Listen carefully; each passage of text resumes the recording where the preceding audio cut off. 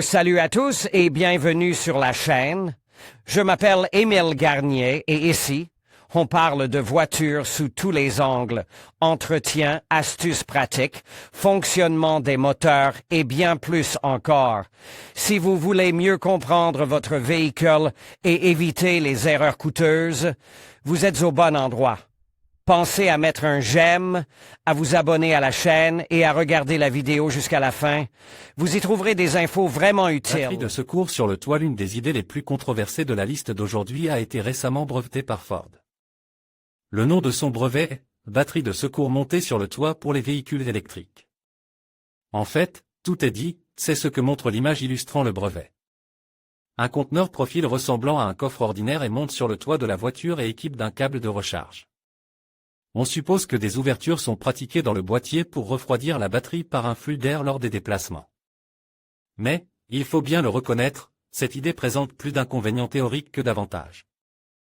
Premièrement, la batterie pèse très lourd et plus sa capacité est grande, plus elle pèse lourd, évidemment, de sorte que son installation augmente et diminue à la fois l'autonomie. Deuxièmement, en raison de son poids considérable, cette batterie ne peut être montée sur le toit qu'à l'aide de dispositifs auxiliaires. Troisièmement, on ne peut qu'imaginer l'impact désastreux d'une batterie montée sur le toit sur le centre de gravité, en particulier sur un véhicule comme le Ford Bronco utilise pour illustrer le brevet. Le centre de gravité bas dû à la présence des batteries dans le plancher est l'un des éléments les plus importants des voitures électriques. Des voitures électriques et avec tous les bagages sur le toit, on pourrait faire basculer une GT40, sans parler d'un Bronco. Cette situation nuit à l'aspect pratique de la batterie, même en tout terrain, sans parler des petites choses comme la traînée aérodynamique supplémentaire sur l'autoroute. En définitive, une batterie sur le toit est l'une des béquilles les plus tordues que l'on puisse imaginer pour une voiture électrique. Mais comme les problèmes modernes appellent des solutions modernes, il sera intéressant de voir si ce brevet trouvera sa place sur ne serait-ce qu'une seule Ford de série. Câble de remorquage à rallonge, Toyota réinvente le treuil, diront certains, et ils auront généralement raison. Après tout, l'essence du brevet de Toyota est en effet très similaire à la conception d'un treuil, un tambour avec un mécanisme à cliquet, une corde et des crochets. La seule chose est qu'il n'est pas censé être utilisé comme treuil, mais comme câble de remorquage. L'idée est également très simple, le tambour contenant le câble est installé dans un endroit cache du véhicule. Toyota suggère que il peut s'agir d'un passage de roue ou d'un autre espace. Lorsque le remorquage est nécessaire, le câble est retiré fixe sur la voiture remorquée, puis sur l'attelage, à cette fin, par exemple, des fentes dans le câble élastique peuvent être utilisées. L'invention japonaise présente toutefois l'avantage que la tension du câble avant le début du remorquage n'est pas assurée par le déplacement vers l'avant du véhicule tracteur jusqu'à ce que la longueur libre du câble soit sélectionnée, mais par un mécanisme à cliquet par lequel le câble est tendu avant le début du déplacement. Il est à noter que cela peut être utile, par exemple, lorsque l'espace est limite. À quel point cette option est-elle utile pour mériter un brevet? Attendons les réponses de ceux qui remorquent régulièrement dans des espaces restreints. Canard retractable. Ford, à certaines périodes de son histoire, pouvait rivaliser avec Ferrari, comme on le sait. En voici une petite preuve pratique, un brevet pour des canards retractables. Les canards, ou ailerons si vous préférez, sont de petites ailes, des éléments incurves généralement placés sur les bords du pare-choc avant. En anglais, on les appelle « dive-plane », en référence au gouvernail de profondeur des sous-marins. L'essence de leur travail sur les voitures est claire, ils sont conçus pour augmenter la force d'appui, rediriger les flux d'air. Par exemple, en les détournant des roues, équilibrer la force d'appui sur les essieux avant et arrière, en général, pour améliorer l'aérodynamique. Mais Ford note à juste titre que les canards fixes, comme tout autre élément aérodynamique, ne sont efficaces que dans certaines conditions. Et dans les conditions où ils ne sont pas nécessaires, ils peuvent être retirés. Les éléments aérodynamiques actifs ne sont plus une nouveauté, nous sommes depuis longtemps habitués aux spoilers actifs sur les voitures de sport, qui se replient à basse vitesse, se déploient à haute vitesse et peuvent même se redresser au freinage, réduisant ainsi la distance de freinage. Ford propose de faire la même chose avec les canards, des éléments retractables dans le pare-choc avant pourront augmenter la force d'appui en mode sport et supprimer la résistance à l'air inutile en ligne droite, réduisant ainsi la consommation de carburant. Cependant, jusqu'à présent, tout cela ne fonctionne que sur le papier, nous n'avons pas vu de canard retractable dans la liste. De l'aérodynamique active, même dans le chef-d'œuvre qu'est la Ford Mustang GTD. Ford Mustang GTD, le mode Burnout pour les voitures électriques. Nous avons déjà évoqué les problèmes de commercialisation des voitures électriques en général dans un article sépare. Mais voici peut-être un vieux truc, pas si honteux, que Ford a breveté pour ses voitures électriques, le bon vieux Burnout. En langage d'officier d'état civil, il s'agit d'un mode de production d'un véhicule électrique avec patinage délibéré des roues pour chauffer les pneus. Vous êtes encore éveillé? Alors continuons à expliquer. Ford propose une sorte de line lock, un blocage des freins sur un essieu avec une puissance appliquée à l'autre, pour fournir un démarrage actif en côté, un chauffage associé des pneus ou un fumage pour améliorer la traction et fournir un reflet visuel de la puissance. C'est peut-être la définition la plus longue et la plus ennuyeuse du mot Burnout. Le Burnout lui-même sur une voiture électrique est toutefois nettement plus ennuyeux que sur une voiture à essence. C'est pourquoi Ford offre la possibilité de glisser les essieux avant, c'est dommage, et arrière, ainsi que la possibilité d'appliquer brusquement la puissance au deuxième essieu pendant le burnout du premier, ce qui, en théorie, peut permettre un burnout de courte durée avec les 4 roues. Eh bien, qu'il en soit ainsi. Mais la Fiesta de Ken Block l'a encore mieux fait. Extension de la carrosserie du pick-up en Russie, les problèmes des camionnettes sont inconnus du grand public, mais aux États-Unis, les camionnettes sont encore achetées par ceux qui n'ont jamais tenu une pelle de leur vie et qui n'ont pas l'intention de transporter autre chose que de l'air dans leur carrosserie. Les constructeurs de pick-up, quant à eux, continuent de réfléchir à la manière de les vendre plus efficacement, y compris au détriment du savoir-faire technique. Ford, par exemple, propose 2 options pour allonger la carrosserie du pick-up afin de transporter de longues charges. La première option est simple.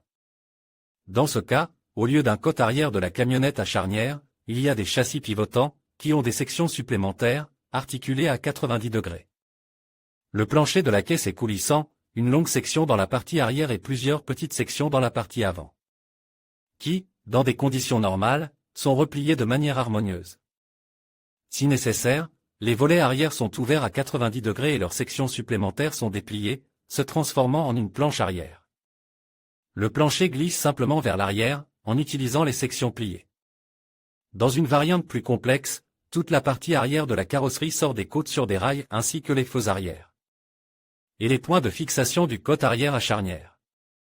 Dans cette configuration, le plancher coulisse selon le même schéma en accordéon que celui de l'avant.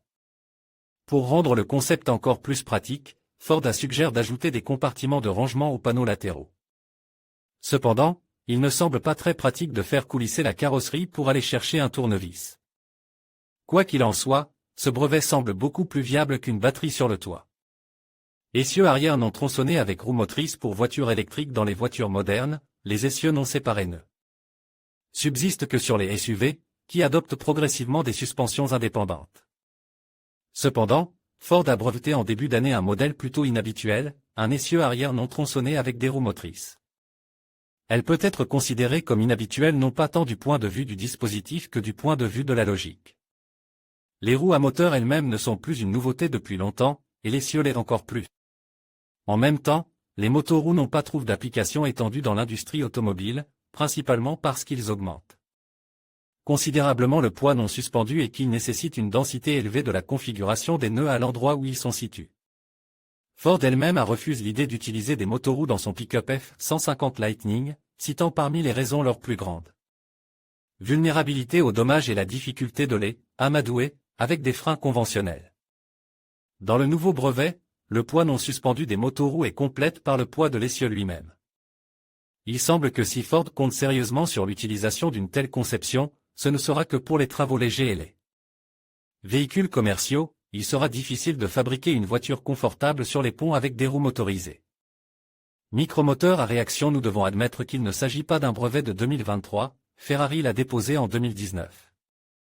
Mais l'idée est tellement inhabituelle que nous ne pouvions pas la laisser passer.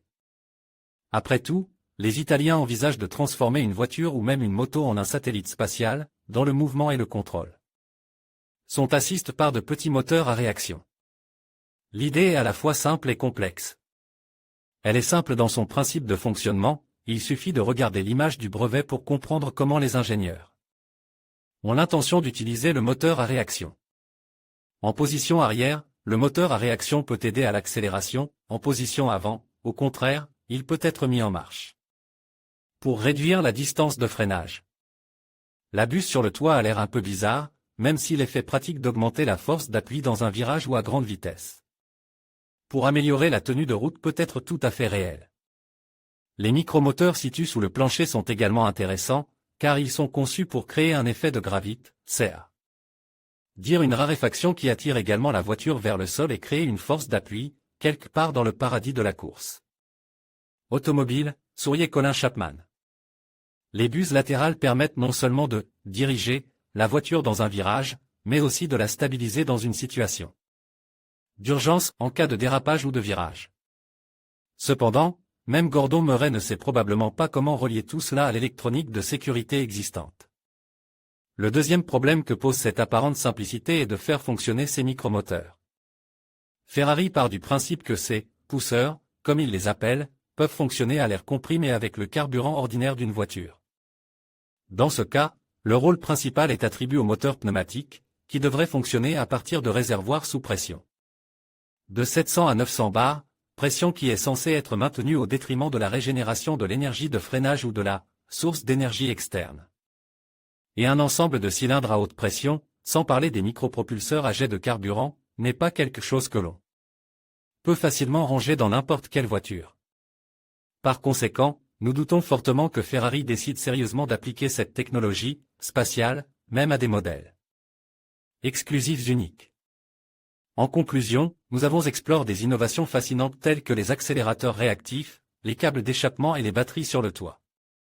Ces brevets témoignent de la créativité et de l'ingéniosité des inventeurs qui cherchent à améliorer notre quotidien et à répondre aux défis technologiques actuels. Restez à l'affût des prochaines avancées qui pourraient transformer notre façon de vivre et d'interagir avec notre environnement. Merci de nous avoir suivis dans cette découverte des idées les plus prometteuses.